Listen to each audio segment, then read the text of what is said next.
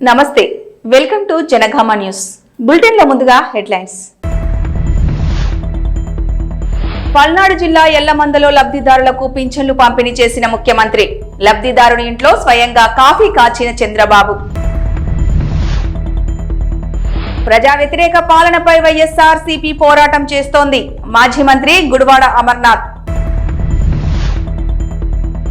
ఆసుపత్రిలో స్టెప్పులేసిన వినోద్ కాంబ్లీ. చక్దే పాటకు హాస్పిటల్ సిబ్బందితో డాన్స్ చేసిన మాజీ cricketer Vinod Kambli video viral.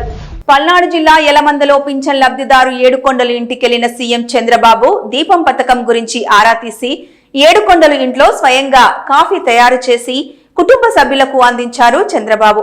ఏడుకొండలు కుటుంబ పరిస్థితులు తెలుసుకొని అతను దుకాణం పెట్టుకునేందుకు బీసీ కార్పొరేషన్ ద్వారా 5 లక్షల రుణం ఇప్పించాలని, అలాగే ఇంటి నిర్మాణం పూర్తి కోసం కూడా రుణం ఇప్పించాలని అధికారులను ఆదేశించారు ముఖ్యమంత్రి నారా చంద్రబాబు నాయుడు.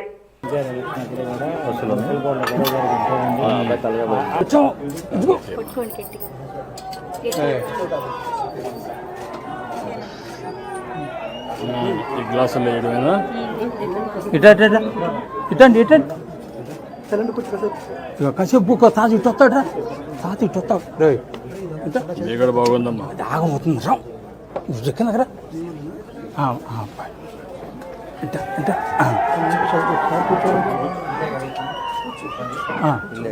ఇల్లను అబ్బాయికి ఏదన్నా లోన్ అప్పుడే 2019 చెప్పు. డాక్టర్ నా ఇద్దరం కొట్టారు అప్పుడు. అదే మరి అప్పుడే దెబ్బ తగిలింది.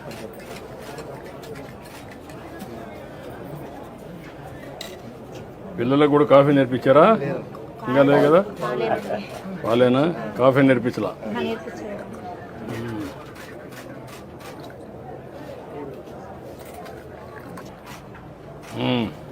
తాగమ్మా రా.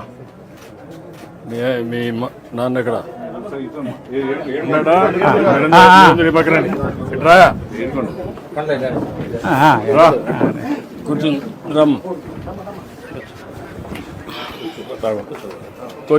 కూర్చోరా.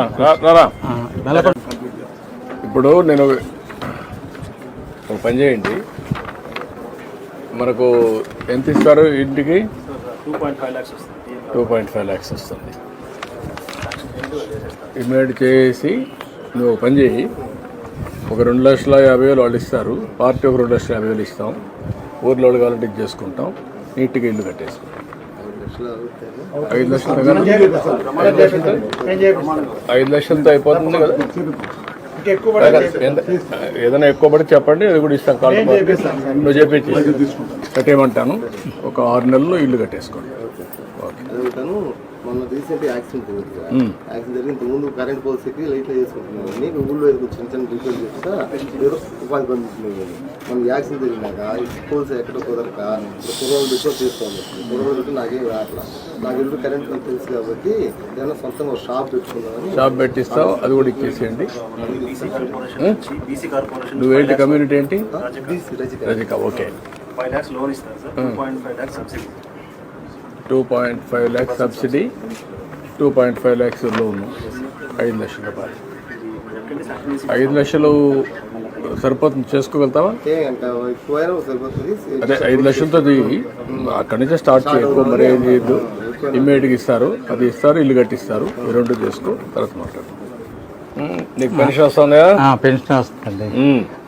ఏం పని చేస్తావు నువ్వు? అదే కొద్దిగా గాలి మిషన్ ఉందండి ఇంటి ముందర, టైర్లకి పంచర్ వేసి. ఎంత వస్తుంది దాంట్లో? నెలకి ఒక 4,000, 5,000. 4-5 వస్తుంది. ఇది ఒక 4,000 వస్తుంది. 4,000 వస్తున్నాయి కాబట్టి కొద్దిగా నాకు ఆరోగ్యం కొద్దిగా బాగాలేదు కదా, మందులు కోటికి సరిపోతున్నాయి. ఎక్కడ ఇబ్బంది లేకుండా ఇబ్బంది లేకుండా బతుకుతున్నా. నీ పేరేంటమ్మా? సురేష్. నీ పేరమ్మా? అంజలి. నా పేరు ఏడుకొండ. చనిపోయింది. 1 ఎకరా భూమి ఉందా? 1 ఎకరం. ఏం చేస్తారు భూములు? మాగాడి. ఏమైనా పంట వేస్తారు ఎప్పుడన్నా? ఏమైనా ఆదాయం వస్తుందా?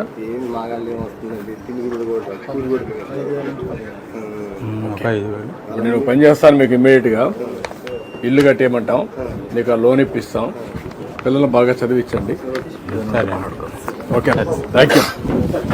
ఓకే, ఇట్రండి, ముగ్గురు రండి, పిల్లలు అందరూ రండి. అదండి ఏదన్నా నాకు పాత పడిపోయింది, ఏదన్నా గాలి మిషన్కి ఏదన్నా ఎక్కడ ఇంటి ముందులే పంచర్లు గాలి వేస్తారు ఆటోమేటిక్ కాదు ఆటోమేటిక్ మిషన్ పెట్టించాను 67,000 అవుతుంది. ఇచ్చేసి అవి కూడా ఇచ్చేసి ఫ్యామిలీని సెట్ చేయండి.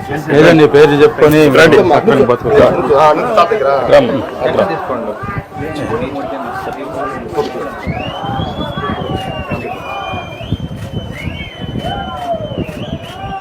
ఓకే రండి ఇదిగా తీసుకుందాం.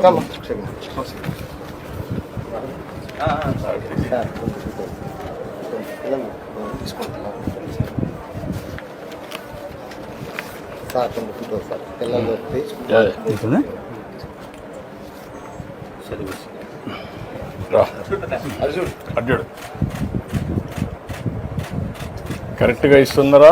కరెక్ట్గానే ఏం ప్రాబ్లమ్స్ ఏం ప్రాబ్లం లేదండి. ఎంతమందికి ఇచ్చారు? పొద్దున్నే వచ్చి ఇంటికి వచ్చి 64 ఉన్నాయి సార్, 62 కంప్లీట్ చేశారు సార్. 62 ఆ 2 లేరా వాళ్ళు? లేదు సార్, హాస్పిటల్ సార్. ఇట్రండి ఇంకో ఇట్రండి ఇంకోకాయ అడ్డాడు అడ్డాడు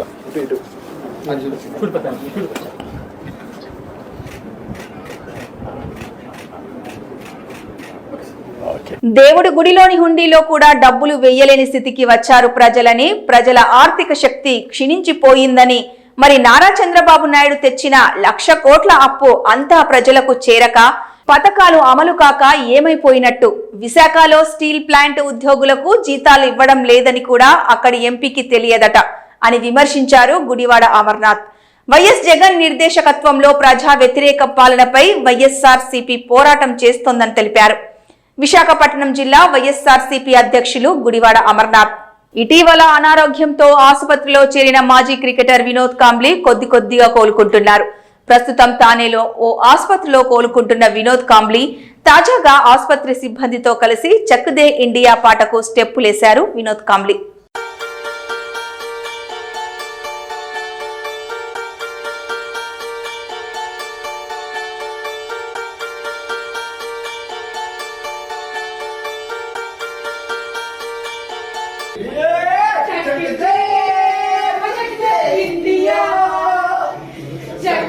పల్నాడు జిల్లా యలమందలో లబ్ధిదారులకు పింఛన్లు పంపిణీ చేశారు ముఖ్యమంత్రి నారా చంద్రబాబు నాయుడు.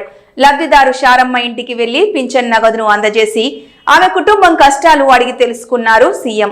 శారమ్మ కుమారుడికి ఎస్సీ కార్పొరేషన్ ద్వారా 1,00,000 రుణం ఇప్పించాలని, శారమ్మ కుమార్తెకు నీట్ కోచింగ్ ఇప్పించాలని అధికారులను ఆదేశించారు ముఖ్యమంత్రి చంద్రబాబు. మీ హస్బెండ్ చనిపోయాడు, కరోనా వచ్చి చనిపోయాడు. కరోనా సమయంలో సెకండ్ వేవ్. అంటే ఎంత ఏజ్ ఎంత అప్పటికైంది? ఏమన్నా అలవాట్లు ఏమైనా ఉన్నాయా? తాగుడు కానీ అవన్నీ?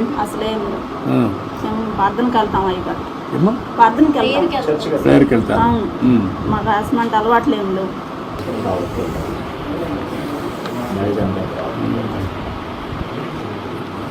ఇప్పుడు మీ ఇంటి మీద సోలార్ పెట్టిస్తే పెట్టుకుంటారమ్మా? సోలార్ పెట్టిచ్చేస్తే కరెంటు బిల్లు కట్టే పని ఉండదు. ఇంకేంటమ్మా, ఏంటి చెప్పండి మీ కష్టాలు? ఇంకేముందండి మా కష్టాలు, మా బాబుని చదివించుకోవాలనుకుంటున్నాను. ముఖ్యంగా వాళ్ళ కోసమే నేను ఇంత ప్రయాసపడుతున్నాను. నా బిడ్డల కోసం, ముఖ్యంగా నా బిడ్డలు చదివించుకోవడం కోసం. నేను ఆయాంలో 5 సంవత్సరాల్లో 5 సంవత్సరాల కాలంలో మన ప్రభుత్వంలో చేర్చినప్పుడు ఇల్లు కట్టించుకున్నాను. అప్పుడు జరిగిన మళ్ళీ 5 సంవత్సరాల కాలంలో మాకైతే ఏం అందుబాటులోకి రాలేదు. మేము చాలా ఇబ్బంది పడ్డాం కరోనా టైంలో. ఆ టైంలో పడ్డప్పుడు మమ్మల్ని ఎవరు ఆదుకున్న వాళ్ళు కూడా ఎవరు రాలేదు. 5 సంవత్సరాల పాలనలో కూడా అప్పుడు 50,000 కరెంటు బిల్లు కట్టేనే మీకు పింఛన్ ఇస్తాము, లేకపోతే మేయం. సచివాలయంలోకి వచ్చిన పింఛన్ ఎన్నికెళ్ళిపోయింది. ఎన్నికెళ్ళిపోతే 50,000 బిల్లు కట్టమంటే అబ్బాయి కూలి పని చేసుకుని ఇప్పుడు కూడా మేము నెల వచ్చాము 3,000 రూపాయలు డబ్బులు కట్టుకుంటున్నాం పింఛన్ కోసం 50,000 తెచ్చి. అప్పుడు మాకు సచివాలయంలో పింఛన్ ఇచ్చారు 50,000 కరెంటు బిల్లు కడితేనే.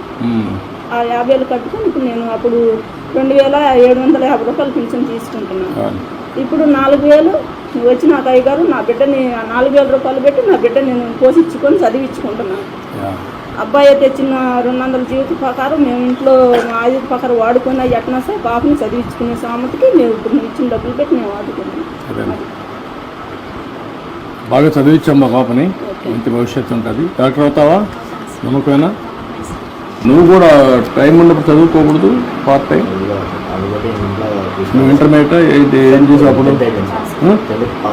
పాస్ అయినావు. ఇంటర్మీడియట్ ప్రైవేట్ చేస్తే నీకు క్వాలిఫికేషన్ కూడా వస్తే వ్యాపారానికి కూడా నీకు ఉపయోగపడుతుంది. ఇంటర్మీడియట్ పాస్ అయ్యావనుకో, దెన్ డిగ్రీకి వెళ్ళు, కొద్దిగా టైం స్పెండ్ చేయి. నువ్వు పాలిటెక్నిక్ అది పాలిటెక్నిక్ చేయించు, నీకు ఐడియా వస్తుంది, చాలా ఉద్యోగాలు వస్తాయి. రెండోది వచ్చి నీకు వ్యాపారం కూడా కంట్రోల్ వస్తుంది. చిన్నగా ఇచ్చే ముందు రిపేర్ చేయి, ఆ 3 లక్షలు పెట్టి దానికి నెక్స్ట్ ఎట్ పోవాలి, చదువుకుంటూ 2 పనులు చేయి. ఓకే, మరి నేను ఆ డబ్బులు కూడా ఇప్పుడు బిల్లు ఇచ్చేసేయమంటాను. ఇది కూడా పెట్టిస్తాం, సోలార్ పెట్టిస్తాం. ధైర్యంగా ఉండండి. ఈ పాపని ఏం కావాలో అవన్నీ ఇప్పి చదివించాలి. నాకు ఎంబీబీఎస్ చేసేట్టుగా మీరు మెంటరింగ్ చేయాలి రేపటి నుంచి. పాప జిల్లా అడ్మినిస్ట్రేషన్ ఉండాలి, ఒకటి టేక్ లాజికల్. ఓకేమ్మా, రండి రండి తీసుకోమ్మా.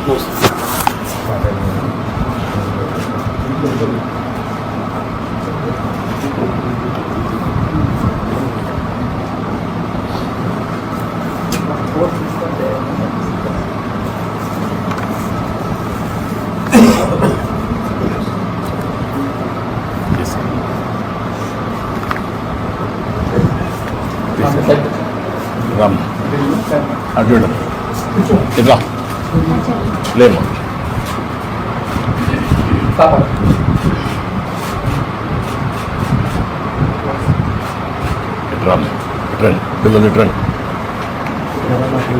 రాప్తాడు నియోజకవర్గం రామగిరి మండల కేంద్రంలోని ఏళ్ల నాగరాజు వ్యవసాయ క్షేత్రంలో వరి నాట్లు వేస్తున్న పెన్షన్దారులైన రైతు కూలీలకు ఎన్టీఆర్ భరోసా పెన్షన్లను స్థానిక నాయకులు అధికారులతో కలిసి పంపిణీ చేశారు పరిటాల సునీతమ్మ.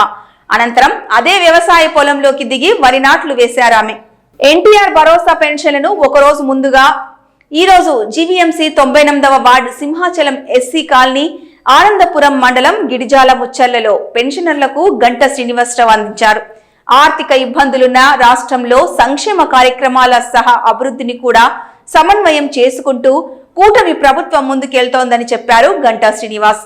దేశమంతా ఆంధ్రప్రదేశ్ వైపు చూసేలా ముఖ్యమంత్రి నారా చంద్రబాబు నాయుడు రాష్ట్రానికి అనేక ప్రాజెక్టులు తీసుకొస్తున్నారని, వీటి వల్ల వేలాది మందికి ఉపాధి అవకాశాలు లభిస్తాయని చెప్పారు గంటా శ్రీనివాస్.